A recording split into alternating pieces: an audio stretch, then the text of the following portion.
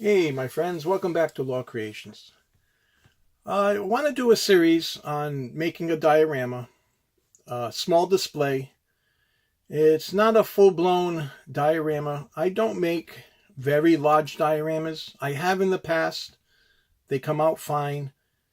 But I really like, because of the space and the amount of room I have in my work area where I get to display my figures, I don't have a lot of room to make larger pieces. So I go ahead and I make smaller displays to give the figures a home, to give them an environment to kind of shine in. And that's what I go ahead and do. And I'm going to go over in this series the making of a diorama for this particular figure here, Vandar Wandering Warrior from Boss Fight Studios. I made one here, as you can see, as you've probably seen before in my older video, for my Night of Asperity. He just got done, capturing and killing an enemy and transforming him into whatever. And it's got a bunch of little details. It's got the Knight of Accord axe, and Knight of Accord shield, and got some bones and some skulls and some different things going on, and a skeleton on a stake. But it gives this particular figure a home, an environment where he can really pop, rather than just displaying him on a shelf, and it takes up very little room. So I'm going to show you what I use. I'm going to show you my plan for this particular figure, and just go over some things, and do a little tutorial, to show you my process, to give you an idea. Everybody has a different process. This is how I go about things. This is how I approach, and I don't have a standard approach for different things. I'm kind of all over the place. I kind of just get a feel for what works and then go with that. So let's put this guy aside.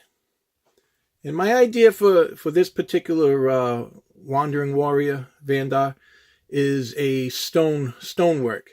You come upon some ruins, and I'm going to do this particular piece in stone. I'm going to wrap it, and it'll look nice in stone, and we'll show you how we do that. Not all in one video. I don't have a lot of time today, so I'm just going to go over. We'll do the base today, and then I'll capture all of this on video, and I'll show you my process. So this is what I go ahead and use for my bases. As you can see, this base here is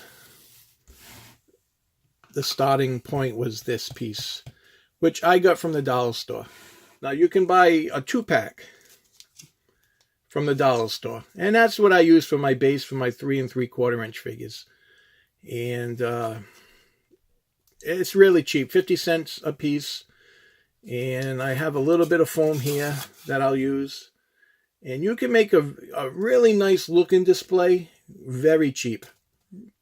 It just takes some time and some effort. So yeah, I picked these up at the dollar store in the floral area. I don't carve into this piece because I don't recommend carving into it. I don't think it would carve very well. My go-to carving is the Home Depot foam, or Hobby Lobby foam, or Dollar Tree foam board. And so I don't recommend carving into this particular piece. So what we're going to do is, I picked up a brick roller from Green Stuff World. It's more or less meant for miniature bases. But because this is such a small area of display, I wanted to try this out and see how it works on foam. And I've seen different folks use it on foam, and I'm going to see how it works for my purposes, and see what we can come up with. So I'll just start here in the middle, because I plan on gluing this piece to this piece and then trimming the excess foam all around, and I end up with a flooring. So I don't need to capture all the brick on this particular piece, I think, if I go straight down. Now forgive me, because I have to stand here and put some pressure. So let's see how this works. So I'm just applying even pressure. I'm going to roll back and forth. You can hear it indenting into the foam rather nicely. It looks like it's going to leave a nice texture. I think the key is to try to keep it straight, to kind of keep an even amount of pressure on the piece and not to go crooked. That would be what I would think is, like I say, I'm not an expert in using this. I just picked it up and just trying it out now. And I've seen different people use it on foam, and I wanted to give it a shot. Just for a unique look into my piece. So I use whatever's available. So it looks like it captured some stonework very nicely on the piece, and that should texture really nice once painted. And it just gives you a unique look for some flooring. I try to change up things and make things look unique and different, and that's what I try to do. So then I'll just take it here and I'll glue it as such, like this. And then I'll come in with scissors and I'll trim the excess. So, and then I'll have a nice start for my foam, for my display. So I usually use tacky glue, and I like to use tacky glue because it once it dries, it does take a little while to dry, but you know what, for the purpose of this video, let me go ahead and use I'm going to use hot glue, because hot glue will dry a lot quicker, and then I'll be able to trim it. So hang tight, let me get my hot glue gun. I'll be right back. All right, so I got my hot glue warming up, and I went ahead and cut this piece. I just flipped it over, and I just cut off the excess as such, like this. So, and then I can go ahead and glue it, and it'll be a permanent piece. This is just the start of the display. This is how I approach it. I always do the base first, and then I come up with then I'll come up with what I want to do in regards to capturing a look for him. So this is my intent, guys. So just to give him a little area to stand, and then come in with some stonework. I'm going to do individual stone, so I have to cut those pieces up. But I'm going to do like a pillar here, and I'll do individual stone. We'll glue, and we'll get this piece all together. And then I'll put some more stone, you know, just kind of like ruins, and I'll do some skulls, and I'll just do some different scatter terrain, and just try to make it look as realistic as possible. That's what I aim for with my dioramas. I try to make them look realistic and give them some TLC. You take your time with them. You really invest, if you invest the time, I promise you it'll be worth it. Everything works out in the end, and it's always rewarding. It's rewarding to sit down and to make a piece and be proud of it. If you get friends that come over or whatever, you can, even if they're not action figure enthusiasts or diorama enthusiasts, they'll say, wow, that takes some skill and some talent, and it's something you can be proud of, and say you made it from scratch. Probably cost you $5, if that, and you painted it, and you did it all. And it's very rewarding. It's therapeutic. It's my time away from just the stress of life and just the craziness and the busyness of everything. And you come into your little work area, and you focus, and you create, and it's healthy, it's constructive, it's a positive outlet. And that's what I love about this hobby. But enough ranting and raving. Let's see if the hot glue is nice and warm, nice and hot. We'll throw it on this particular piece here, and then we'll add, and you don't need a real lot. You just enough to get the piece to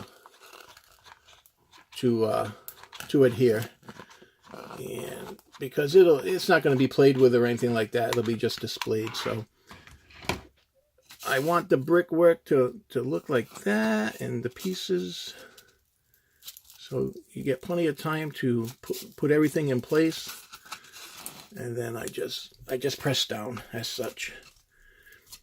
And then we'll do a little, all this I'm not worried about because I plan on, this piece will be here, there'll be brickwork here, and the rest of it I can carve and I can damage, and then you can come in. What I'll do is I'll come in with my knife and just break a little piece to give it some indentation, and I'll do that all the way around the piece. And that's what I did with this piece here, guys.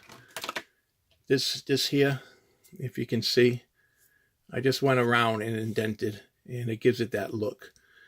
And for the base, I just went around with 1-inch squares and glued them for that particular piece. So that's my approach, guys. So, and this is the ugly stage. This is the stage where it looks ugly. I always have stages for my pieces. And right now we're in the ugly stage. We're in the prepping stage. We're in the creating stage. And once you apply paint to different pieces, then the piece really begins to pop, and you begin to notice you know, your work coming forth and different details. And then when the piece is painted, you slow down and you do details, and you take your time and you make it to look the way you want it to look. And, you know, you make your pieces for you. You make it for your own display. Unless you're selling them, unless you're doing a commission, then you have to do it according to how your customer wants it. But if you're doing it for you, that's the funnest part that I enjoy, because all I have to do is please myself, and that makes it worth it. So enough rambling on, guys. This is part 1 of my my diorama for Vandar, Wandering Warrior. To give you an idea, ugly stage. I got some bricks to cut out. I got some odds and ends to do, but we're going to cover the entire process in video, okay? And maybe not the cutting out of the bricks. That's pretty tedious. It's very straightforward. And my camera is not really set up for that particular process, but we'll see what we can do. But in constructing this diorama, we'll capture it all on video, and I'll show you what I do, and I'll show you the end result. So you'll follow along with me, and we'll take this journey together. And I really want to do more videos. I want to take my channel a lot more serious. Any questions, I'll be happy to answer. And if you got any ideas, feel free to share them, okay? So stay tuned for part 2. This is just part 1. And just to give you an idea of how I do my process, okay? Thank you, guys. And you guys enjoy the rest of your day. If you don't hear back from me, have a happy Thanksgiving. Have a wonderful weekend. And I'll be in touch.